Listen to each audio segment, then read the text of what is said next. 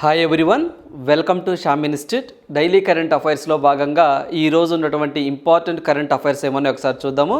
So first one చూసినట్లయితే Algeria applies to join BRICS bank అని చెప్పేసి ఈరోజు మనకి బ్రిక్స్ బ్యాంక్ మరోసారి వార్తల్లో రావడం జరిగిందండి. సో మీ అందరికీ తెలిసిందే, బ్రిక్స్ అంటే Brazil, Russia, India, China, south Africa. So ఈ యొక్క 5 దేశాల కూటమినే మనము బ్రిక్స్ సమావేశం జరుపుకుంటారు అని చెప్పేసి మనం లాస్ట్ కరెంట్ అఫైర్స్ కూడా డిస్కస్ చేశామండి. సో ఈ యొక్క సమావేశం అనేది ఈ సంవత్సరం ఎక్కడ జరగబోతుంది సార్ అంటే సౌత్ ఆఫ్రికాలో జరగబోతుందండి. సో దీనికి సంబంధించి కూడా ఎవరైతే మనకి రష్యా అధ్యక్షుడు వ్లాదిమిర్ పుతిన్ గారు అటెండ్ అవ్వడం లేదని చెప్పేసి ఇంటర్నేషనల్ క్రిమినల్ కోర్టు వాళ్ళు ఒక అరెస్ట్ వారెంట్ని ఇష్యూ చేశారని చెప్పేసి, సో ఆ యొక్క అరెస్ట్ వారెంట్లో భాగంగా ఆయన సౌత్ ఆఫ్రికా వచ్చినట్లయితే సో మనకి అక్కడ అరెస్ట్ చేసే అవకాశాలు ఎక్కువగా ఉన్నాయని చెప్పేసి న్యూస్ రావడం జరిగిందండి. సో దాంట్లో భాగంగానే అతని ప్లేస్లోకి రష్యా విదేశాంగ మంత్రి లావ్రోస్ గారు రాబోతున్నారు అని చెప్పేసి మనం గత కరెంట్ అఫైర్స్లో డిస్కస్ చేసుకోవడం జరిగింది. సో ఇప్పుడు మళ్ళీ బ్రిక్స్ అనేది వార్తల్లో రావడం జరిగింది. సో ఈ బ్రిక్స్ దీనికి సంబంధించి ఇది కరెంట్ ఈవెంట్స్లో భాగంగా వచ్చింది కాబట్టి సో ఫస్ట్ దీని బ్యాక్గ్రౌండ్ ఒకసారి చూద్దామంటే మీ అందరికీ తెలిసిందే, ఫస్ట్ మనకి బ్రిక్ అనే పేరు మీద రావడం జరిగిందండి. సో బ్రిక్ అని చెప్పేసి ఇది ఏర్పడటం జరిగింది.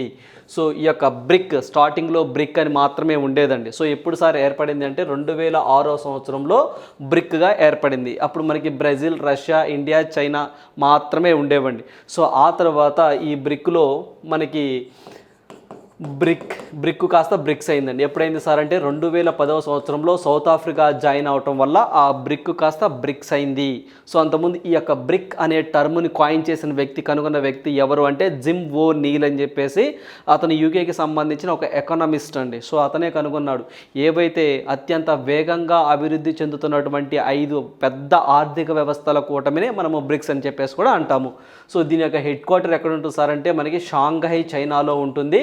సో షాంఘై, చైనా అని చెప్పేసి గుర్తుంచుకోండి, షాంఘై, చైనా అండి. మరి లాస్ట్ ఇయర్ యొక్క బ్రిక్స్ సమావేశాలు ఎక్కడ జరిగినాయి సార్ అంటే మనకి చైనాలో జరిగినాయండి. సో మనకి వర్చువల్ ఫార్మేట్లో జరిగినాయి. మరి ఈ సంవత్సరం సార్ ఆగస్టులో జరగబోతున్నాయండి. సో నెక్స్ట్ మంత్ జరగబోతున్నాయండి. ఎక్కడ సార్ అంటే సౌత్ ఆఫ్రికాలో జరగబోతున్నాయి. సో ఇవన్నీ మీకు తెలిసిందే. సో వీళ్ళకి సంబంధించి మనం చూసినట్లయితే వీళ్ళది ఒక బ్యాంక్ ఉంటుందండి, ఎన్డీబీ బ్యాంక్ అండి. సో దీన్ని న్యూ డెవలప్మెంట్ బ్యాంక్ అని ఫుల్ ఫామ్గా అంటాం, లేదా బ్రిక్స్ డెవలప్మెంట్ బ్యాంక్ అని కూడా అంటాము. సో ఇవి $100 బిలియన్ దీన్ని ఎస్టాబ్లిష్ చేయడం జరిగింది. అయితే ఇటీవల కాలంలో ఈ యొక్క ఎన్డీబీ బ్యాంకులోకి కొత్తగా ఒక కంట్రీ వచ్చిందండి, దట్ ఈజ్ ఈజిప్ట్ అండి. సో మనకి ఈజిప్ట్ అనేది రీసెంట్గా మెంబర్షిప్ తీసుకోవడం జరిగింది అఫీషియల్గా అండి. ఆ పాయింట్ బాగా గుర్తుంచుకోండి, అఫీషియల్గా. సో అంటే ఇప్పుడు మొత్తము ఈ యొక్క ఎన్డీబీ బ్యాంకులో సభ్య దేశాలు ఎన్నిసార్లు అంటే మొత్తము మనము బ్రిక్స్కి సంబంధించినటువంటి 5 దేశాలు ప్లస్ బంగ్లాదేశ్ ఒకటి, యూఏఈ అండ్ ఉరుగ్వే అండి. సో మనకి ఉరుగ్వే ఒకటి అండ్ లాస్ట్గా ఈజిప్ట్. సో మనకు మొత్తం 9 దేశాలు ఉన్నాయండి బ్రిక్స్ బ్యాంకులో. అయితే బ్రిక్స్ సమ్మిట్లో అయితే మాత్రం 5 దేశాలే. ఆ పాయింట్ ఒకటి గుర్తుంచుకోండి, Brazil, Russia, India, China, south Africa, ఈ 5 దేశాలు మాత్రమే బ్రిక్స్ సమ్మిట్లో ఉన్నవి. అదే బ్రిక్స్ డెవలప్మెంట్ బ్యాంక్ లేదా ఎన్డీబీ బ్యాంక్ అంటాం, దాంట్లో మాత్రం 9 దేశాలు మెంబర్షిప్ని కలిగి ఉన్నాయి. అయితే ఈ యొక్క అల్జీరియా కంట్రీ అనేది ఈ రోజుల్లో వార్తల్లోకి రావడం జరిగిందండి. ఎందుకు సార్ అల్జీరియా అంటే సో ఈ బ్రిక్స్ సమ్మిట్లోకి ఈ ఎన్డీబీ బ్యాంకులోకి రెండిట్లోకి మెంబర్షిప్ కోసం అప్లై చేసుకుంది. సో అందువల్ల అల్జీరియా వార్తల్లోకి రావడం జరిగిందండి. ఇటీవల కాలంలో బ్రిక్స్ బ్యాంకులోకి అండ్ బ్రిక్స్ సమ్మిట్లోకి ఇటీవల కాలంలో ఏ దేశము మెంబర్షిప్ కోసం అప్లై చేసుకుంది అంటే దట్ ఈజ్ అల్జీరియా అని చెప్పేసి గుర్తుంచుకోండి. సో ఇక్కడ మనం చూసినట్లయితే అల్జీరియన్ ప్రెసిడెంట్ సో మనకి ఎవరైతే మనకి అబ్డెల్ మజీద్ టెబౌనీ informed that the nation has applied to join the BRICS. Brazil, Russia, India, China, South Africa. Algeria has also submitted a request to become a shareholder member of BRICS Bank. So అంటే bricks సమ్మిట్లోకి and NDB బ్యాంకులోకి రెండిట్లోకి apply చేసుకుందని చెప్పేసి అంటున్నారండి. So అందువల్ల already ఈ సభ్య దేశాలు గుర్తుంచుకోండి, ఎన్డీబీ బ్యాంకులోకి అంతకుముందు అంటే ప్రీవియస్ ఒక 3 కంట్రీస్ కూడా అప్లై చేసుకున్నాయండి. అవేంటి ఒకసారి చూసినట్లయితే ఒకటి వచ్చేసరికి సౌదీ అరేబియా అనే ఒక కంట్రీ ఒకటి, ఇంకోటి వచ్చేసరికి అర్జెంటీనా అనే కంట్రీ ఒకటి, ఇంకోటి వచ్చేసరికి జింబాబ్వే. సో మనకి జింబాబ్వే, ఈ 3 దేశాలు కూడా ఆల్రెడీ అప్లికేషన్ పెట్టుకున్నాయండి. ఇప్పుడు కొత్తగా అల్జీరియా అనే కంట్రీ రావడం జరిగింది, గుర్తుంచుకోండి. అంటే మొత్తం మెంబర్షిప్ కోసం అప్లై చేసుకున్నవి ఈ 4 అండి ఎన్డీబీ బ్యాంకులోకి. అదే బ్రిక్స్ సమ్మిట్లో కనుకోండి ఆల్రెడీ ఇరాన్ ఒకటి, సో ఒకటి ఇరాన్ ఒకటి, అర్జెంటీనా ఒకటి అండ్ అల్జీరియా ఒకటి. ఈ 3 బ్రిక్స్ సమ్మిట్లోకి అప్లై చేసుకున్నటువంటి దేశాలు. సో కన్ఫ్యూజ్ అవ్వద్దు. ఇంకొకసారి చెప్తానండి, కన్ఫ్యూజ్ అవ్వద్దు. ఇలాంటివి ఎగ్జామినర్ ఎక్కువగా ఫోకస్ చేస్తున్నాడండి. సో కొంత అనలిటికల్గా చదువుకోవాలి. ఒకసారి చూసినట్లయితే మామూలుగా అయితే బ్రిక్స్ సమ్మిట్లో, బ్రిక్స్ కూటమిలో 5 దేశాలు ఉంటాయి. Brazil, Russia, India, China, south Africa. ఈ యొక్క బ్రిక్స్ సమ్మిట్లోకి కొత్తగా ఒక 3 కంట్రీస్ అప్లై చేసుకున్నాయండి, మాకు కూడా మెంబర్షిప్ కావాలని. ఆ 3 కంట్రీస్ ఏంటి సార్ అంటే, 1 ఇరాన్, 2 అర్జెంటీనా, 3 అల్జీరియా. ఈ 3 కంట్రీస్ అప్లై చేసుకున్నాయి, గుర్తుంచుకోండి. అదేవిధంగా ఎన్డీబీ బ్యాంకులో ప్రజెంట్ మెంబర్షిప్ కలిగిన దేశాలు ఎన్ని సార్ అంటే మొత్తం 9. ఆ 9లో ఆల్రెడీ బ్రిక్స్ కూటమిలో ఉన్నటువంటి 5 దేశాలు, వాటితో పాటుగా బంగ్లాదేశ్, ఉరుగ్వే, యుఏఈ, ఈజిప్ట్ 4 దేశాలు. 5 + 4 9 దేశాలు ఉన్నాయి. మరి ఇప్పుడు కొత్తగా అప్లై చేసుకున్న దేశాలు ఏంటి మెంబర్షిప్ కోసం అంటే, సౌదీ అరేబియా, అర్జెంటీనా. అంటే అర్జెంటీనా ఇక్కడ ఉంది, ఇక్కడ ఉందండి. సో బాగా గుర్తుంచుకోవాలి, అర్జెంటీనా అంటే బ్రిక్స్లో ఉంది, సమ్మిట్లో ఉంది, బ్యాంకులో ఉంది. తర్వాత జింబాబ్వే అండ్ అల్జీరియా ఇక్కడ ఉంది, ఈ సమ్మిట్లో కూడా ఉంది. అంటే బ్యాంకులో ఉంది, సమ్మిట్లో ఉంది. సో ఆ వేరియేషన్ తెలుసుకోండి.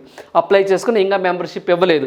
మెంబర్షిప్ ఇవ్వాలి అంటే ఆర్టికల్ 2 అని చెప్పేసి ఒకటి ఉంటుందండి. ఆర్టికల్ 2 అని చెప్పేసి ఈ యొక్క ఎన్డీబీ బ్యాంక్ వాళ్ళ చట్టాలు ఉంటాయండి. బ్రిక్స్కి సంబంధించి కూడా కొన్ని చట్టాలు, చార్టర్స్ ఉంటాయి. ఆ యొక్క చార్టర్ ప్రకారం అన్ని సభ్య దేశాలు ఒప్పుకోవాలి. ఈ యొక్క ఎన్డీబీ బ్యాంకులో ఉన్నటువంటి అన్ని సభ్య దేశాలు, ఈ 9 సభ్య దేశాలు అనేవి ఈ కంట్రీస్ యొక్క అప్లికేషన్ పెట్టుకునే కదా, వీటిని ఒప్పుకోవాలి. అలా ఒప్పుకోవాలి అంటే ఏ ఆర్టికల్ తెలుపుతుంది ఈ యొక్క బ్రిక్స్ చార్టర్ ప్రకారం అంటే చాలా ఇంపార్టెంట్, ఆర్టికల్ 2 తెలుపుతుంది, గుర్తుంచుకోండి. So this is all about BRICS. Next one చూద్దాము. సో నెక్స్ట్ వన్ చూసినట్లయితే, జ్యోతి బసు రికార్డును అధిగమించిన నవీన్ అని చెప్పేసి ఈరోజు న్యూస్ రావడం జరిగిందండి. సో మీ అందరికీ తెలిసిందేనండి, మన భారతదేశంలో సీఎంలుగా అంటే ముఖ్యమంత్రులుగా అత్యధిక కాలం పనిచేసిన వ్యక్తి, వెస్ట్ బెంగాల్ సీఎంగా చేసిన వ్యక్తి అండి. సో మనకి జ్యోతి బసు అని చెప్పేసి కమ్యూనిస్ట్ పార్టీకి సంబంధించినటువంటి వ్యక్తి అండి.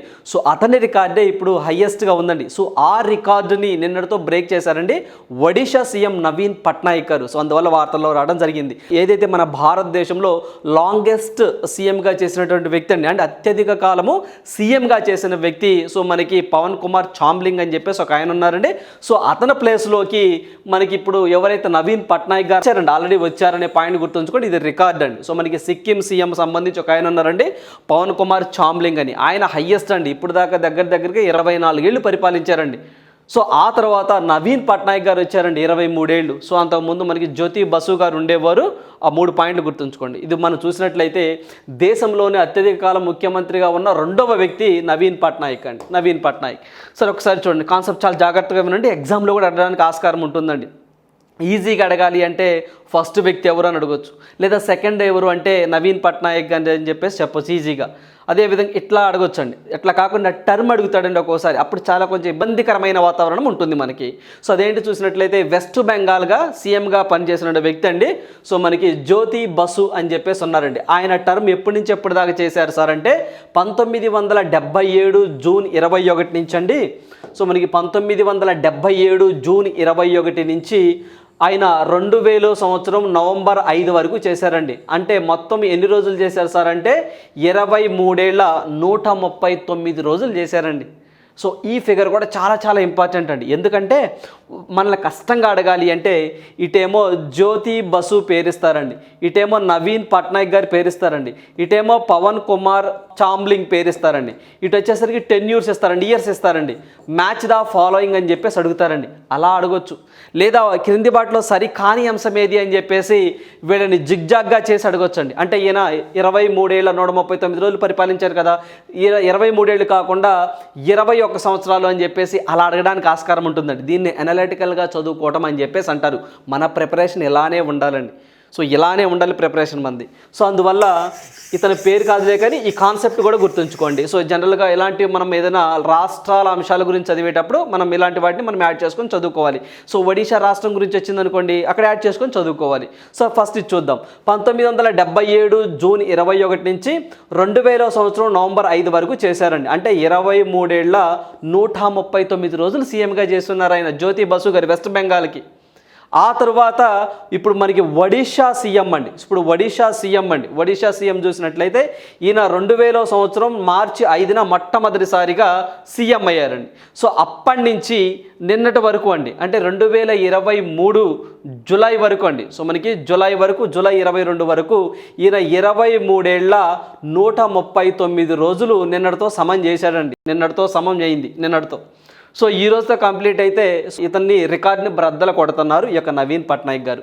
ఓకేనండి. మరి ఇప్పుడు ఫస్ట్ ప్లేస్లో అంటే అత్యధిక కాలం రికార్డు ఒకళ్ళ పేరు మీద ఉందండి. సో అది వచ్చేసరికి మనకి సిక్కిం సీఎం అండి. సో మనకి పవన్ కుమార్ చామ్లింగ్ అని చెప్పేసి ఒక ఆయన ఉన్నారండి. పవన్ కుమార్ చామ్లింగ్ అని చెప్పేసి ఒక ఆయన ఉన్నారండి. సో ఆయన 5 సార్లు చేశారండి. సో ప్రజెంట్ ఆయన 24 ఏళ్ల 166 రోజుల రికార్డు ఇదేనండి. ఫస్ట్ ఈయన ఉన్నారు. అతని ప్లేస్లో మనకి జ్యోతి బసు గారు ఉన్నారు. ఇప్పుడు ఆ రికార్డుని బద్దలు చేసి నవీన్ పట్నాయక్ గారు రావడం జరిగింది. అంటే ఇప్పుడు ఈయన సెకండ్ ప్లేస్లో ఉన్నారు. సో ఈయన థర్డ్ ప్లేస్కి వెళ్ళిపోయారు. అంటే ఇప్పుడు లేడండి ఈయన కూడా ఇప్పుడు లేడండి. వీళ్ళిద్దరూ లేరు. ఇప్పుడు ఉన్న వాళ్ళల్లో ఇతనే గుర్తుంచుకోండి. అయితే ఇక్కడ దీనికి సంబంధించి ఈయన 24 ఏళ్ళ 166 రోజులు కదండి. రేపు 2024 సంవత్సరంలో ఎలక్షన్లు జరుగుతాయి కదా. ఆ జరిగినప్పుడు నవీన్ పట్నాయక్ గారు మళ్ళీ గెలిచారనుకోండి, అప్పుడు లాంగెస్ట్ సీఎం ఇతనే అవుతారండి. ఫస్ట్ ప్లేస్ ఇతనే అవుతుంది. సో ఆ వేరియేషన్ గుర్తుంచుకోండి.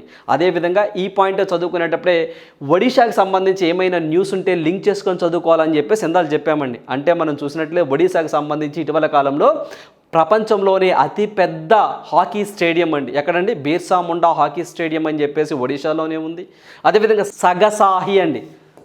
సగసాహి అనే ఒక గ్రామం అనేది వార్తల్లోకి వచ్చిందండి. ఏంటది? 24/7 సోలార్ పవర్డ్ విలేజ్గా సగసాహి అనేది వార్తల్లోకి వచ్చింది. అది కూడా మనకి ఒడిషాలోనే ఉంటుందనే పాయింట్ మీ అందరికీ తెలిసిందే. సో ఇలాంటివి ఏమైనా ఉంటే ఒడిషా ఎగ్జామ్ పాయింట్ ఆఫ్ వ్యూలో మనం అన్ని లింక్ చేసుకొని చదువుకోవాలండి. రైట్. దీనికి సంబంధించిన సీఎంల గురించి అండి టెర్మినాలజీ కూడా very very important. Right. So next one చూద్దాం. సో నెక్స్ట్ వన్ చూసినట్లయితే BYDకి కేంద్రం షాకు అని చెప్పేసి ఈరోజు ప్రధానంగా మరోసారి వార్తల్లో రావడం జరిగిందండి. మీరు కరెక్ట్గా చూసినట్లయితే జూలై 15వ తారీఖు అండి. సో మనకి ఈ మంత్ 15వ తారీఖున దీని గురించి మనం కరెంట్ అఫైర్ డిస్కస్ చేసామండి. ఏమని? So Meghu engineering infrastructure limited వాళ్ళు అండ్ BYD కంపెనీ వాళ్ళు ఇద్దరు సంయుక్తంతో మన హైదరాబాద్లో ఎలక్ట్రానిక్స్ కార్స్ అండి, అంటే విద్యుత్తుతో నడిచే కారులను తయారు చేస్తాము. సో దీనికి సంబంధించిన మాకు పర్మిషన్ కావాలి అని చెప్పేసి గవర్నమెంట్కి రిఫర్ చేశారు. అంటే గవర్నమెంట్కి దరఖాస్తు చేసుకున్నారు అని చెప్పేసి మనం జూలై 15 కరెంట్ అఫైర్స్లో డిస్కస్ చేసాం. ఈరోజు మళ్ళీ వార్తల్లో రావడానికి కారణం ఏంటి అంటే దాన్ని గవర్నమెంట్ ఆఫ్ ఇండియా రిజెక్ట్ చేసిందండి. సో మీకు పర్మిషన్ ఇవ్వము అని చెప్పేసి చేసింది.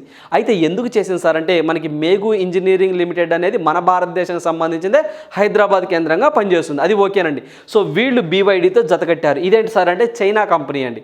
సో ఇది బ్లేడ్లను తయారు చేస్తూ ఉంటుందండి. రేజర్లు అంటాను చూసారండి, షేవ్ చేసుకునేటప్పుడు బ్లేడ్స్ ఉపయోగిస్తారు. ఆ బ్లేడ్స్ని తయారు చేసే సంస్థ అండి మెయిన్గా ఇది. సో ఇంకా డిఫరెంట్ సెక్టర్లో పెట్టుబడులు కూడా పెడుతూ ఉంది. అయితే ఇది చైనా కంపెనీ కదా. సో దీన్ని ప్రోత్సహించకూడదనే ఉద్దేశంతో ఆ యొక్క అప్లికేషన్ ఏదైతే పెట్టుకున్నారో దాన్ని ఈరోజు రిజెక్ట్ చేయడం జరిగింది. అందువల్ల వార్తల్లోకి రావడం జరిగిందండి. సో అందువల్ల ఇక్కడ మనం చూసినట్లయితే హైదరాబాద్లోని EV అంటే ఎలక్ట్రికల్ వెహికల్స్ అని చెప్పేసి అంటామండి. EV ప్లాంట్ ఏర్పాటు ప్రతిపాదనకు తిరస్కరణ. హైదరాబాద్కు చెందిన మేఘు ఇంజనీరింగ్ అండ్ ఇన్ఫ్రాస్ట్రక్చర్ లిమిటెడ్తో కలిసి BYD ఏర్పాటు తలపెట్టిన విద్యుత్ కార్ల తయారీ ప్లాంట్ను ప్రతిపాదనను కేంద్రం తిరస్కరించినట్లు సమాచారం. సో అదేవిధంగా ఈ యొక్క BYD చైనా కంపెనీ కావడమే ఇందుకు ప్రధాన కారణం అని చెప్పి చెప్తున్నారండి. అంటే ఏదైతే కొన్ని పెట్టుబడుల్లో భద్రతాపరమైనటువంటి ఆందోళన వ్యక్తమవుతున్న సందర్భంలో అంటే మనకి చైనాకి ఆ అరుణాచల్ ప్రదేశ్ దగ్గర కొంత ఉద్రిక్తకరమైన వాతావరణం ఉందండి కొంచెం. అందువల్ల చైనా యొక్క పెట్టుబడులను మన భారతదేశంలో ఎంకరేజ్మెంట్ చేయకూడదనే ఉద్దేశంతోనే దీన్ని తిరస్కరిస్తున్నాము అని చెప్పేసి మనకి మినిస్ట్రీ ఆఫ్ ఫైనాన్స్ వాళ్ళు చెప్పడం జరిగింది. సో అందువల్ల దీన్ని మనం గతంలో కూడా డిస్కస్ చేశామండి. ఇదే కాకుండా మనం ఏదైతే మేఘు ఇంజనీరింగ్ లిమిటెడ్ వాళ్ళండి మనకి అలెక్ట్రా గ్రీన్ టెక్ అని చెప్పేసి ఒక కంపెనీ ఉంటుందండి. సో వాళ్ళతో టైప్ అయ్యారు. విద్యుత్ బస్సుల తయారీలో భాగంగా సో సంవత్సరానికి 10,000 విద్యుత్ బస్సులను తయారు చేస్తాము అని చెప్పేసి ఒక అగ్రిమెంట్ జరిగిందని చెప్పేసి కూడా జూలై 15 కరెంట్ అఫైర్స్లో ఒక డిస్కస్ చేయడం జరిగింది. అది కూడా ఇప్పుడు ఒకసారి గుర్తు చేసే ప్రయత్నం చేశానండి. సో ఆ 2 పాయింట్ గుర్తుంచుకోండి. ఆ 2 కూడా తెలంగాణకు సంబంధించినవే. సో ఇక్కడ మనకి BYD మొత్తం 8,200 కోట్లు అండి, $1 బిలియన్ అండి. ఇది రిజెక్ట్ అయింది. ఆల్రెడీ మనకి మేఘు వాళ్ళు and Olectra green tech company అని చెప్పేసి వీళ్ళు ఎలక్ట్రిక్ బస్సులు అండి 10,000 బస్సులు తయారు చేస్తామని చెప్పేసి రానున్న 2-3 సంవత్సరాల్లో అని చెప్పేసి అన్నారండి. ఇప్పుడు ఆల్రెడీ 2 బస్సులు ఆల్రెడీ తయారైనాయండి, 2 బస్సెస్ తయారైనాయి కూడా. అందువల్ల వార్తల్లో రావడం జరిగింది. అదేవిధంగా ఈ రోజే మన తెలంగాణకు సంబంధించి మనకి తెలంగాణ హైకోర్టు ప్రధాన న్యాయమూర్తిగా అలోక్ ఆరాధ్ అనే వ్యక్తి అండి. సో మనకి అలోక్ అరాధ్ అనే వ్యక్తి ఈరోజు ప్రమాణ స్వీకారం చేయబోతున్నారండి మనకి తెలంగాణ హైకోర్టు చీఫ్ జస్టిస్గా. సో ఆ పాయింట్ కూడా గుర్తుంచుకోండి. సో మీ అందరికీ తెలిసిందే అలోక్ అరాధ్ గారు ఈరోజు ప్రమాణ స్వీకారం చేయబోతున్నారండి, పాయింట్ గుర్తుంచుకోండి. అదేవిధంగా మనకి ఇది BYD కంపెనీ రిజెక్ట్ చేశారు. సో ఇది ఒకటి గుర్తుంచుకోండి. ఓలెక్ట్రా గ్రీన్ టెక్ వాళ్ళతో ఆల్రెడీ విద్యుత్ బస్సులు తయారు చేయాలని చెప్పేసి తెలంగాణ గవర్నమెంట్ భావిస్తూ ఉంది. వీటిలో భాగంగా మనం చూసినట్లయితే మనకి ఏదైతే ప్రధానమంత్రి కృషి సించాయి యోజనలో భాగంగా సో మనకి వన్ డ్రాప్ మోర్ క్రాప్ అనే ఒక స్కీమ్ని బాగా ఇంప్లిమెంట్ చేస్తున్న రాష్ట్రాల్లో కూడా మొట్టమొదటి ప్లేస్లో ఉంది తెలంగాణ అని చెప్పేసి మనం డిస్కస్ చేసుకోవడం జరిగింది. బయో ఏషియా సదస్సు అని చెప్పేసి మన హైదరాబాద్లోనే జరగడం జరిగింది తెలంగాణకు సంబంధించినటువంటి అంశాలండి. సో ఇలాంటివి ఏమైనా ఎగ్జామ్ పాయింట్ ఆఫ్ వ్యూలో తెలంగాణ అంశాల నుండి పర్టికులర్గా తెలంగాణ ఎగ్జామ్స్ రాసేవాళ్ళు అయితే మాత్రం ప్రతి విషయం చదవాల్సిందేనండి. కొంచెం స్టేట్ లెవెల్లో కానివ్వండి, సెంట్రల్ లెవెల్లో కానివ్వండి, ఇలాంటి ఏమైనా రాసేటప్పుడు మాత్రం మెయిన్ అంశాలు చూసుకుంటే సరిపోతుందండి. రైట్. సో నెక్స్ట్ వన్ చూద్దాము. మంత్రాలయానికి మరో మణిహారం అని చెప్పేసి మంత్రాలయం వార్తల్లోకి రావడం జరిగిందండి. మీ అందరికీ తెలిసిందే. సో మనకి మంత్రాలయం అనగానే కర్నూలు జిల్లా మీకు గుర్తు రావాలండి. ఈ యొక్క మంత్రాలయం అనగానే మనకి శ్రీ రాఘవేంద్ర స్వామి వారు గుర్తు వస్తారండి. సో బాగా ఫేమస్ అండి. సో మనకి శ్రీ రాఘవేంద్ర స్వామి మంత్రాలయం అంటేనే బాగా ఫేమస్ అండి. సో మీ అందరికి ఐడియానే ఉండాలి ఖచ్చితంగా కూడాను. అయితే ఇక్కడ దీనికి సంబంధించండి ఈ యొక్క మంత్రాలయంలో శ్రీరాముడి యొక్క విగ్రహాన్ని పెడుతున్నారండి. సో ఇదే ప్రపంచంలోకెల్లా ఎత్తైన విగ్రహం అని చెప్పేసి కూడా వార్తల్లోకి రావడం జరిగింది. సో ఇది మనం చూసినట్లయితే ప్రపంచంలోనే అత్యంత ఎత్తైన 108 అడుగుల సో మనకి 108 అడుగుల శ్రీరాముని పంచలోహ విగ్రహం అండి. ఆ పాయింట్ బాగా గుర్తుంచుకోండి. సో మనకి పంచలోహంతో తయారు చేసినటువంటి విగ్రహం అండి. సో దీని యొక్క ఆకారాన్ని మీరు చూడొచ్చండి. సో మనకి పంచలోహంతో తయారు చేస్తారండి. సో దీన్ని ఈ యొక్క విగ్రహాన్ని దానికి అనుబంధంగా రామాలయాన్ని కర్నూలు జిల్లా మంత్రాలయంలో 300 కోట్లతో నిర్మించనున్నారండి. దీనికి హోం మంత్రి అమిత్ షా గారు వర్చువల్గా శంకుస్థాపన చేయనున్నారు అండి అనే పాయింట్ గుర్తుంచుకోండి. ఈరోజే చేయబోతున్నారండి.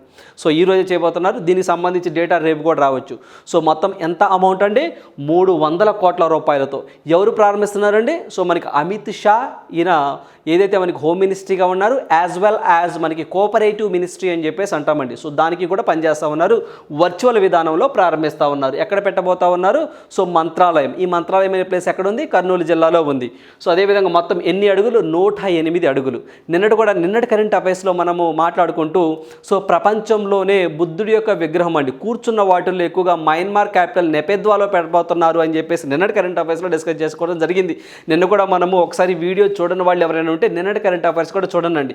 మనము ప్రపంచంలో ఉన్నటువంటి ఏదైతే మనకి హనుమంతుడి విగ్రహం కానివ్వండి, అదే శివ టెంపుల్ కానివ్వండి, అదేవిధంగా పడుకున్న ఆకృతిలో పవళించిన ఆకృతిలో మనకి బుద్ధుడి యొక్క విగ్రహం బీహార్లో ఎక్కువ పెద్దదని చెప్పేసి మరి రీసెంట్గా హైదరాబాద్లో కూడా డాక్టర్ బిఆర్ అంబేద్కర్ యొక్క స్టాట్యూని 125 అడుగులటువంటి బ్రాంజ్ స్టాట్యూని ఒకదాన్ని ప్రారంభించారని చెప్పేసి ఆంధ్రప్రదేశ్లో కూడా మనకి ఏదైతే విజయవాడలో డాక్టర్ బిఆర్ అంబేద్కర్కి సంబంధించి 125 అడుగుల బ్రాంజ్ యొక్క విగ్రహాన్ని కూడా ప్రజెంట్ అండర్ కన్స్ట్రక్షన్లో ఉందని చెప్పేసి నిన్నటి కరెంట్ అఫైర్స్లో మనం డిస్కస్ చేసుకోవడం జరిగింది.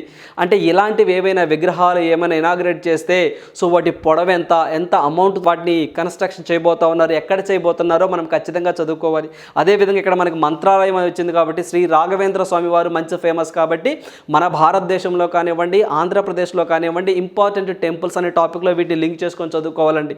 సో జనరల్గా మనం ఇటీవల కాలం చూసినట్లయితే మనకి అయోధ్య టెంపుల్ అండి. సో అయోధ్య టెంపుల్ రామ మందిరాన్ని నిర్మిస్తున్నారని చెప్పేసి మనం చూసాము. అదేవిధంగా ఆ యొక్క అయోధ్య రామయ్య టెంపుల్ యొక్క ఆ యొక్క విగ్రహాలను తయారు చేయడానికి సెలల్ని మనము నేపాల్ దేశం నుంచి తీసుకొస్తున్నాము అని చెప్పేసి మనం కరెంట్ అఫైర్స్లో డిస్కస్ చేసుకోవడం జరిగింది.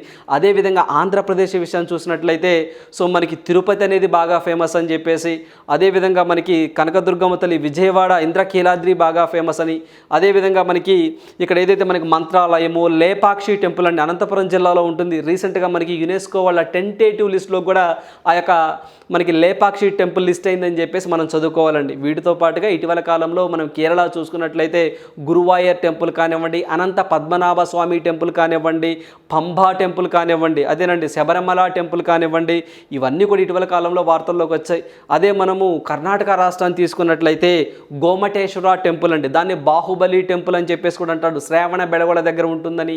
ఏదైతే మనకి హంపి టెంపుల్ అని చెప్పేసి అంటామండి, హంపి టెంపుల్ అని చెప్పేసి ఇలాంటివి కూడా మనకి కర్ణాటకలో బాగా ఫేమస్ అండి. నిన్న కూడా మనము గుజరాత్కి సంబంధించండి. సో మనకి గుజరాత్లో కూడా నిన్న మనం చూసుకున్నట్లయితే గుజరాత్కి సంబంధించి మొథేరా సన్ టెంపుల్ అని చెప్పేసి బాగా ఫేమస్ అని చెప్పేసి అన్నామండి. మొథేరా సన్ టెంపుల్ కూడా మనకి గుజరాత్లోనే ఉంటుందండి. ఇలాంటివి ఏమైనా ఇంపార్టెంట్ టెంపుల్స్ వార్తల్లోకి వస్తే ఖచ్చితంగా మనం చదువుకోవాలి. మన ఢిల్లీకి సంబంధించి కూడా ఫ్లడ్స్ ఎక్కువగా వచ్చినాయని చెప్పేసి ఢిల్లీ అనేది యమునా రివర్ పక్కన ఉంటుందని చెప్పేసి, అక్కడ అక్షరధామ్ టెంపుల్ బాగా ఫేమస్ అని చెప్పేసి, విషంధారి ఒక జైను టెంపుల్ కూడా బాగా ఫేమస్ అని చెప్పేసి, జామా మసీద్ అని చెప్పేసి షాజహాన్ కట్టించారని చెప్పేసి డిస్కస్ చేసుకోవడం జరిగిందండి. ఇలాంటివి ఏమైనా టెంపుల్స్ ఉంటే ఆ టెంపుల్స్ ఖచ్చితంగా ఎక్కడ ఉన్నాయో మనం చదువుకోవాలి, ఒక బిట్ ఎక్స్పెక్ట్ చేయొచ్చు వాటి నుంచి. రైట్. సో నెక్స్ట్ వన్ చూద్దాము.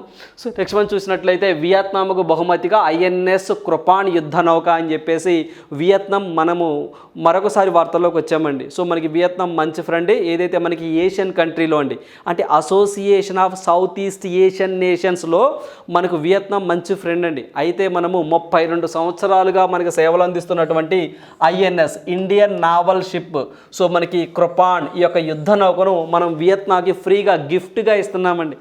సో మన ఫ్రెండ్కి గిఫ్ట్ ఇచ్చినట్టు మనం ఈ యొక్క INS కృపాన్ యొక్క ఒక యుద్ధ నౌకను, సో ఇక్కడ మనం చూసినట్లయితే మీరు దీన్ని మనం ఫ్రీగా మన ఓన్గా కన్స్ట్రక్షన్ చేసి మన ఓన్గా వెపన్స్తో వాళ్ళకి బహుమానంగా దీన్ని ఇవ్వడం జరిగిందండి. సో ఖచ్చితంగా రానున్న పోటీ పరీక్షలో ఇది పేరు ఇచ్చి ఈ యొక్క కృపాన్ యుద్ధ నౌకను మనం ఏ దేశానికి గిఫ్ట్గా ఇచ్చామని చెప్పేసి ఎగ్జామ్లో అడగొచ్చు, లేదా మనం వియత్నాంకి ఏ యొక్క INS యుద్ధ నౌకను గిఫ్ట్గా ఇచ్చామని చెప్పేసి దీని పేరు అడగొచ్చు అని గుర్తుంచుకోండి. సో అందువల్ల ఇది వార్తల్లోకి రావడం జరిగిందండి. సో అదేవిధంగా ఈ యొక్క వియత్నాం పర్యటనలో ఉన్నటువంటి భారత నౌకాదళ అధిపతి అండి, సో మనకి హరికుమార్ గారు చాలా ఇంపార్టెంట్ అండి. ఈ యొక్క హరికుమార్ గారు ఈ యొక్క యుద్ధ నౌకను వియత్నాం పీపుల్స్ నేవీకి అప్పగించడం జరిగింది. రేపు మన ఎగ్జామ్లో ఈ యొక్క హరికుమార్ ప్లేస్లో తీసుకొచ్చి డిఫెన్స్ మినిస్టర్ రాజ్నాథ్ సింగ్ గారు అప్పగించారు అని చెప్పేసి ఎగ్జామ్లో అడగొచ్చండి. That is wrong. లేదా ద్రౌపది ముర్ము గారు అప్పగించారు అని చెప్పేసి అడగొచ్చండి. నో, ఎవరు అండి? సో మనకి నేవీ హెడ్ ఎవరైతే ఉన్నారో హరికుమార్ గారు ఈ యొక్క యుద్ధ నౌకను ఆ యొక్క వియత్నాం కంట్రీకి అప్పచెప్పడం జరిగింది. సో వీటితో పాటుగా ఇటీవల కాలంలో మనం చూసినట్లయితే మన భారతదేశం అనేది BrahMos super sonic cruise missile అండి, ఈ మిజైల్ని ఫిలిప్పైన్ కంట్రీకి అమ్మడం జరిగిందండి. సో వాళ్ళు పర్చేస్ చేశారు. ఫస్ట్ కంట్రీ బ్రహ్మోస్ మిజైల్ని భారతదేశం నుంచి ఏ దేశం పర్చేస్ చేసింది సార్ అంటే ఫిలిప్పైన్ కంట్రీ. మరో దేశం కూడా వార్తల్లో ఉందండి, నెగోసియేషన్ జరుపుతున్నారు ఆ బ్రహ్మోస్ మిజైల్ కొనడానికి. ఏ కంట్రీ సార్ అంటే ఇండోనేషియా కంట్రీ అని చెప్పేసి గుర్తుంచుకోవాలండి. మనము రష్యా వాళ్ళు సంయుక్తంగా ఆ యొక్క బ్రహ్మోస్ మిజైల్ని మనం తయారు చేస్తూ ఉన్నాము. వెరీ ఇంపార్టెంట్ అండి. సో అవి కూడా మనం ఇక్కడ లింక్ చేసుకోవాలి. సైన్స్ అండ్ టెక్నాలజీ పార్ట్కి సంబంధించి సైన్స్ అండ్ టెక్నాలజీని మనం ఇక్కడ లింక్ చేసుకొని చదువుకోవాలండి. సో మన రీసెంట్గా చంద్రయాన్ 3 జరిగింది. ఇవన్నీ కూడా సైన్స్ అండ్ టెక్నాలజీకి సంబంధించినటువంటి అంశాలండి. గ్రూప్ 2 అభ్యర్థులు ఎవరైతే ఉన్నారో వాళ్ళు ఇలాంటివి ఏమైనా ఉంటే science and technology mains point of వ్యూలో మనకి 75 క్వశ్చన్స్ ఉందండి. సో వాటిని అక్కడ లింక్ చేసుకొని చదువుకోవాలి. రైట్. సో నెక్స్ట్ వన్ చూద్దాము. సో నెక్స్ట్ వన్ చూసినట్లయితే సో మనకి 2031 నాటికి అణు విద్యుత్ అండి, సో న్యూక్లియర్ పవర్ అని చెప్పేసి అంటాం. అణు విద్యుత్ సామర్థ్యము 7000 మెగావాట్ల నుంచి 22,480 మెగావాట్లకు పెరగనుంది అని చెప్పేసి మనకి రాజ్యసభలో ప్రభుత్వం చెప్పడం జరిగిందండి. సో ఏంటి సార్, మీ అందరికీ తెలిసే ఉంటుందండి. సో ఖచ్చితంగా మనము 2070 కల్లా అంటే 2070 కల్లా, సో మనం 2070 కల్లా అండి అంటే 2070 కల్లా జీరో కార్బన్ ఎమిషన్స్ని అచీవ్ చేయాలని చెప్పేసి గవర్నమెంట్ ఆఫ్ ఇండియా టార్గెట్గా పెట్టుకోవడం జరిగింది. మీ అందరికీ తెలిసిందేనండి, ఏదైతే మనకి ప్యారిస్ అగ్రిమెంట్ 2015లో జరిగింది, దాని ప్రకారము COP27 అంటే కాన్ఫరెన్సెస్ ఆఫ్ పార్టీస్ అని చెప్పేసి మొత్తం 27 సదస్సులు జరిగినాయండి. 28వ సదస్సు COP28 సదస్సు అనేది మనకి UAE యునైటెడ్ అరబ్ ఎమిరేట్స్లో జరగబోతుంది. సో దీంట్లో భాగంగానే అన్ని దేశాలు కూడా 2070 కల్లా జీరో కార్బన్ ఎమిషన్స్ను సాధించాలని టార్గెట్గా పెట్టుకున్నాయి. సో దాంట్లో భాగంగానే కొన్ని countries like America, Japan, China ఇలాంటి దేశాలు 2060కే మేము తగ్గిస్తాము అని చెప్పేసి అంటున్నాయి. ఆ దేశాలు మనమేనా ఒత్తిడి తీసుకొస్తున్నాయండి, మీరు కూడా 2060 కల్లా తగ్గించాలని. మోడీ గారు అంటారు నో మేము 2070 కల్లా ఖచ్చితంగా జీరో కార్బన్ ఎమిషన్స్ తగ్గిస్తాము అని చెప్పేసి ప్రామిస్ చేశారు. సో దాంట్లో భాగంగానే 2030 నాటికండి, సో దాంట్లో భాగంగానే 2030 నాటికి సో మనకి 45% నుంచి 50% మేము కార్బన్ ఎమిషన్స్ తగ్గిస్తాము అని చెప్పేసి మోడీ గారు చెప్పడం జరిగింది. మీ అందరికీ తెలిసిందే 2030 అనగానే మళ్ళీ సస్టైనబుల్ డెవలప్మెంట్ గోల్స్, సుస్థిర అభివృద్ధి లక్ష్యాలు అని అని చెప్పేసి అంటామండి. మొత్తం 17 ఉంటాయి. ఆ 17లో భాగంగా పర్యావరణం అనేది కూడా ఒక పిల్లర్గా ఉంది. దాంట్లో భాగంగానే ఈ 2070 కల్లా జీరో కార్బన్ కదండి, 2030 కల్లా 45 నుంచి 50% కార్బన్ ఎమిషన్స్ తగ్గిస్తాము అని చెప్పేసి కూడా ప్రామిస్ చేయడం జరిగింది. సో వీటిలో భాగంగానే భారతదేశం ఇటీవల కాలంలో సో మన ఎలక్ట్రికల్ వెహికల్స్ కానివ్వండి, అదేవిధంగా విండ్ పవర్ ఏవైతే ఈ యొక్క రెన్యూబుల్ సోర్సెస్ నుంచి అండి, సో ఇలాంటి రెన్యూబుల్ సోర్సెస్ లైక్ మనకి ఏదైతే సోలార్ కానివ్వండి, hydro, water, wind, biomass, nuclear power, వీటి నుంచి అంటే బొగ్గు వాడకుండా, అదేవిధంగా పెట్రోల్, డీజిల్ ఇలాంటివి కాకుండా సాంప్రదాయ ఇంధన వనరులు కాకుండా సాంప్రదాయ ఇంధనాలు అని చెప్పేసి అంటామండి, అంటే రెన్యూబుల్ సోర్సెస్ అని చెప్పేసి అంటాం. ఇలాంటి వాటి నుంచి కూడా ప్రొడ్యూస్ చేయాలి పవర్ని అని చెప్పేసి టార్గెట్గా పెట్టుకుంది. సో దీంట్లో భాగంగానే మనము 2030 కల్లా అండి, సో చాలా ఇదంతా కాన్సెప్ట్ అండి. సో ఇదంతా కాన్సెప్ట్. సో ఇలాంటి కాన్సెప్టే ఎగ్జామ్లో అడుగుతూ ఉన్నారు, ఇలాంటి కాన్సెప్టే ఎగ్జామినర్కి కావాలి అంతే తప్ప సో ఇవేదైతే మనకి 2031 నాటికి 22,480 మెగావాట్లు పెరగనుందంటే కాదండి, హెడ్లైన్స్ చదువుకుంటే కాదండి. మీకు ఖచ్చితంగా ప్రతిరోజు కరెంట్ అఫైర్స్ ప్రొవైడ్ చేస్తున్నామండి. కనీసం 60 నుంచి 70 న్యూ పాయింట్స్ కూడా మీకు కవర్ చేయడం జరుగుతుందండి. సో ఖచ్చితంగా ఇలాంటి అవకాశాన్ని చాలా జాగ్రత్తగా ఉపయోగించుకోండి. మనం పీడిఎఫ్ ప్రొవైడ్ చేస్తున్నామండి. ప్రతిరోజు కూడా ఎప్పటికప్పుడు పీడిఎఫ్ రూపంలో ఏ రోజుకి ఆ రోజు కరెంట్ అఫైర్స్ అనేవి మనం టెలిగ్రామ్ ఛానల్లో పోస్ట్ చేయడం జరుగుతుంది. యాజ్ వెల్ యాజ్ మీరు సొంతగా నోట్స్ రాసుకోండి అని కూడా చెప్పడం జరుగుతుందండి. సో ఇలాంటివన్నీ ఉపయోగించుకున్నప్పుడు మీకు ఖచ్చితంగా కరెంట్ అఫైర్స్ అండ్ స్టాటిక్ పార్ట్లో ఎక్కువ మార్కులు రావడానికి ఆస్కారం ఉంటుంది. ఈ ఎఫెక్టే మీకు జనరల్ స్టడీస్ మీద కూడా పడిద్దండి, like science and technology, economy, polity. So వీటి మీద కూడా దీని ప్రభావం పడుతుంది. సో అందువల్ల చాలా జాగ్రత్తగా నేర్చుకోండి. ఇదంతా కాన్సెప్ట్. సో ఏం చెప్పామంటే ఏదైతే మనకి ఫస్ట్ నేను 2070 దగ్గరికి వెళ్ళానండి, దాన్ని జీరో కార్బన్ ఎమిషన్స్ తగ్గించాలని గవర్నమెంట్ ఆఫ్ ఇండియా టార్గెట్గా పెట్టుకుంది. దాంట్లో భాగంగానే 2030 నాటికి ఎంత తగ్గించాలని టార్గెట్గా పెట్టుకున్నారు? సో 45% నుంచి 50%ని తగ్గించాలని టార్గెట్గా పెట్టుకున్నారు. దీంట్లో భాగంగానే 2030 నాటికే 500 గిగావాట్స్ రెన్యూబుల్ సోర్సెస్ని తయారు చేయాలని టార్గెట్గా పెట్టుకున్నారు.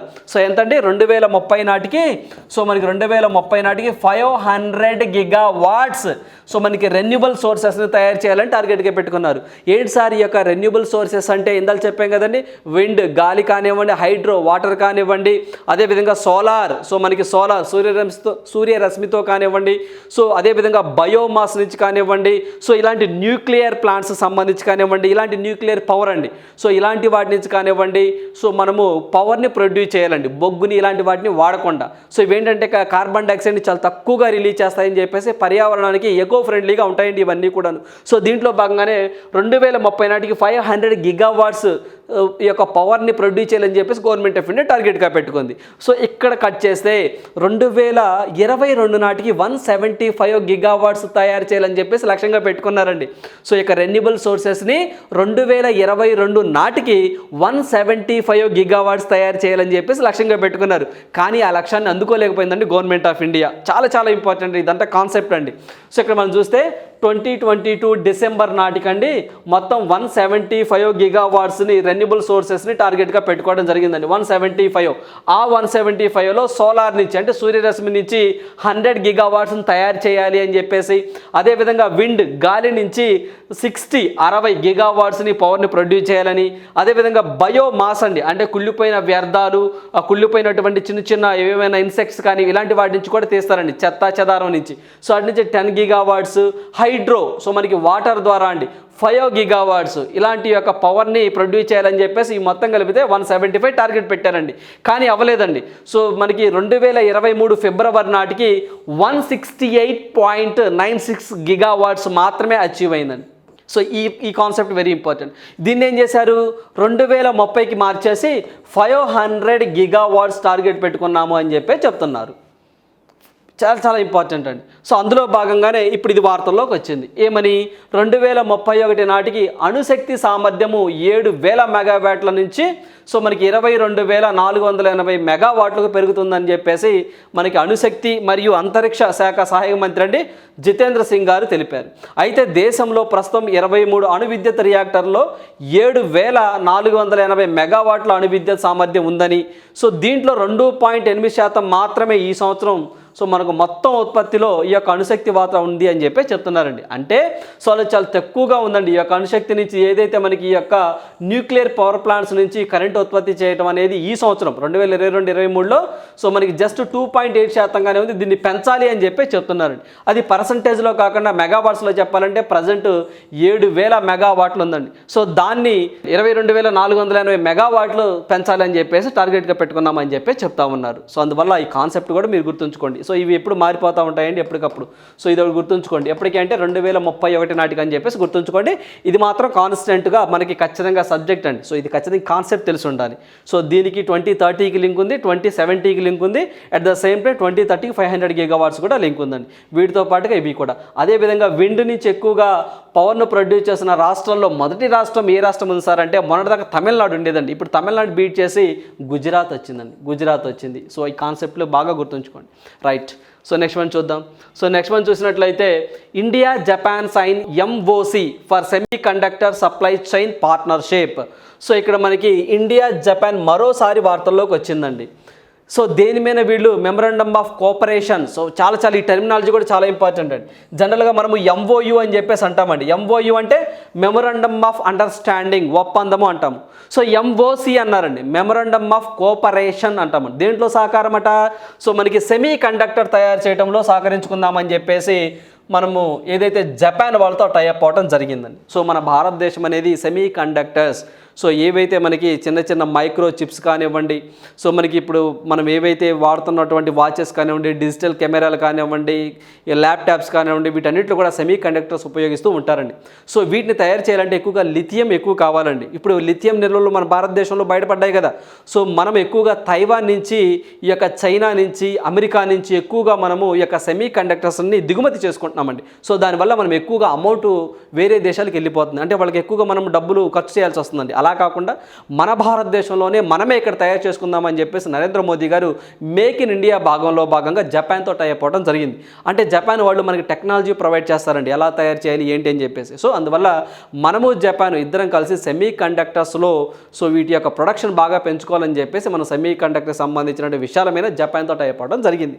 సో మనం ఈ కంట్రీతోనే టైఅప్ అయ్యామా లేదా వేరే కంట్రీస్ ఇంకేమో ఉన్నాయంటే, like last time Narendra Modi గారు అమెరికా పర్యటన వెళ్ళారండి. అప్పుడు మనకి మైక్రాన్ ఒక టెక్నాలజీ కంపెనీ అండి, అమెరికాకి సంబంధించింది.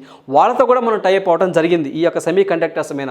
సో బెంగళూరులో కానీ లేదా గుజరాత్లో కానివ్వండి, గిఫ్ట్ సిటీలో కూడా ఒక ప్లాంట్ పెడతాము అని చెప్పేసి వాళ్ళు ప్రామిస్ చేయడం జరిగిందండి. అంటే ఇప్పుడు మన సెమీ కండక్టర్స్ మీద అమెరికా వాళ్ళతో జపాన్ వాళ్ళతో టైఅప్ అయ్యాము అని చెప్పేసి గుర్తుంచుకోండి. ఓకేనండి, రైట్. సో వీటితో పాటుగా జపాన్ అనగానే ఇటీవల కాలంలో G7 సమావేశం అనేది జపాన్ పట్టణంలోని హిరోషిమా నగరంలో జరిగింది. సో దానికి ముఖ్య అతిథిగా జపాన్ ప్రధాని ఫుమియో కిషిదా మన నరేంద్ర మోదీ గారిని పిలిచారు. మోడీ గారు మీరు ఖచ్చితంగా G7కి ముఖ్య అతిథిగా రావాలి సార్ అని చెప్పేసి పిలిస్తే ఆయన కూడా వెళ్ళారండి. వెళ్ళి అక్కడ వస్తూ ఆ యొక్క సమావేశం అయిపోయిన తర్వాత వస్తూ ఏదైతే మనకి మహాత్మా గాంధీ గారి యొక్క విగ్రహాన్ని ఆవిష్కరించి నివాళులు అర్పించి వచ్చినటువంటి వ్యక్తి నరేంద్ర మోదీ గారు.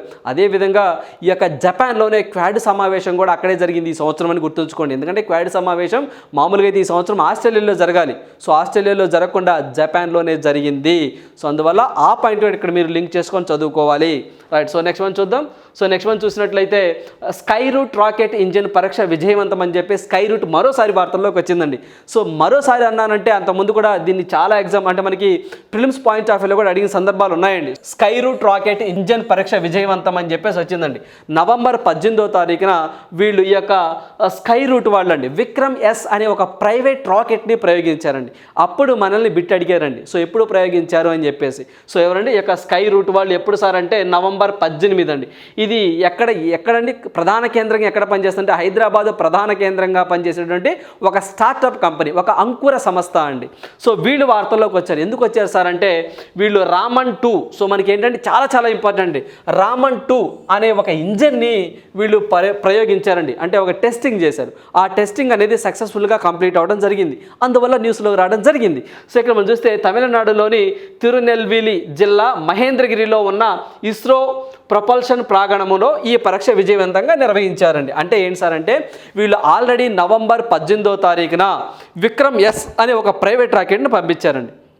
వీళ్ళు ఫ్యూచర్లో సో ఇది చూడండి నవంబర్ 18న విక్రమ్-S అనే ఒక ప్రైవేట్ రాకెట్ని పంపించారు. వీళ్ళు ఫ్యూచర్లో విక్రమ్-1 అనే ఒక రాకెట్ని మళ్ళీ పంపించాలని చెప్పేసి ప్రయోగాలు చేస్తామన్నారు. ఆ విక్రమ్-1 రాకెట్లో ఒక ఇంజిన్ ఉపయోగిస్తున్నారండి. ఆ ఇంజిన్ పేరే రామన్-2 అని చెప్పేసి పేరు పెట్టారు. ఆ ఇంజిన్ టెస్ట్ చేశారండి. టెస్ట్ చేస్తే సక్సెస్ఫుల్గా ప్రయోగం విజయవంతమైంది. సో అందువల్ల వార్తల్లోకి రావడం జరిగింది. సో బాగా గుర్తుంచుకోండి, రామన్-2 ఎవరిది అంటే స్కై రూట్ వాళ్ళదే. విక్రమ్-1 అనే ఒక రాకెట్ను కూడా సిద్ధం చేస్తున్నారు వాళ్ళు. అంతకుముందు విక్రమ్-S అని చెప్పేసి పంపించారండి. ఎస్ అంటే సారాభాయ్ గారు అని చెప్పేసి గుర్తుంచుకోండి. మీ అందరికీ తెలిసిందే ఇస్రో ఫౌండర్ ఎవరు అంటే విక్రమ్ సారాభాయ్ గారే, రైట్. సో అందువల్ల అతని పేరు మీదుగానే వీళ్ళు ఆ రాకెట్ని అప్పట్లో నవంబర్ 18, 2022లో సో మనం ప్రయోగించడం జరిగింది సక్సెస్ఫుల్గా. సో అందువల్ల వార్తల్లో రావడం జరిగిందండి, రైట్. సో నెక్స్ట్ వన్ చూద్దాము. సో మనకి క్వశ్చన్ ఫర్ యూ, ఈ ప్రశ్న మీకోసమే. చూసినట్లయితే ఐక్యరాజ్య సమితి ప్రధాన కార్యాలయం న్యూయార్క్లో సో 3 సార్లు ప్రసంగించిన తొలి భారతీయ యువతిగా ఎవరు ఘనత సాధించారు అంటున్నారండి. సో మనకి ప్రధాన కార్యాలయం UNO ప్రధాన కార్యాలయంలో సో 3 సార్లు ప్రయోగించిన తొలి భారతీయ యువతిగా ఎవరు ఘనత సాధించారంటే దీపికా దేశ్వాల్ అండి. దీపికా దేశ్వాల్ అనే ఒక ఆమె సో 3 సార్లు ప్రసంగించడం జరిగింది, రైట్. సో ఇవండి ఈరోజు ఉన్నటువంటి ఇంపార్టెంట్ కరెంట్ అఫైర్స్. సో ప్రతి ఒక్క అభ్యర్థి కూడా అండి చెప్పిందే మళ్ళీ చెప్తాను అనుకోమాకండి. సో ఖచ్చితంగా ఇప్పటి నుంచే మన కరెంట్ అఫైర్స్ చదవాలండి. సో మీ అందరికీ తెలిసిందే అప్డేట్ కూడా ఫిజికల్కి సంబంధించి ఏదైతే PET టెస్ట్కి సంబంధించి కూడా మీకు అలర్ట్ రావడం జరిగిందండి. సో ఇప్పటి నుంచే కరెంట్ అఫైర్స్కి 1 అవర్ కేటాయిస్తూ ఉండండి. ఇలాంటి కరెంట్ అఫైర్స్ ఏవి మీకు ఖచ్చితంగా ఈ యొక్క general studies, polity, history, economy కూడా సైన్స్ అండ్ టెక్నాలజీకి సంబంధించి కూడా మీకు ఎఫెక్ట్ చూపిస్తుందండి. సో అందువల్ల మీకు ఎక్కువ మార్కులు రావడానికి ఆస్కారం ఎక్కువగా ఉంటుంది. మనకి మెయిన్స్ పాయింట్ ఆఫ్ వ్యూలో కరెంట్ అఫైర్స్ నుంచి 50+ వస్తాయండి, 50+. సో మీ విజయానికి కీ రోల్ ప్లే చేస్తుంది ఈ యొక్క కరెంట్ అఫైర్స్. సో అందువల్ల ప్రతిరోజు 1 అవర్ కేటాయించండి. So thank you, all the best.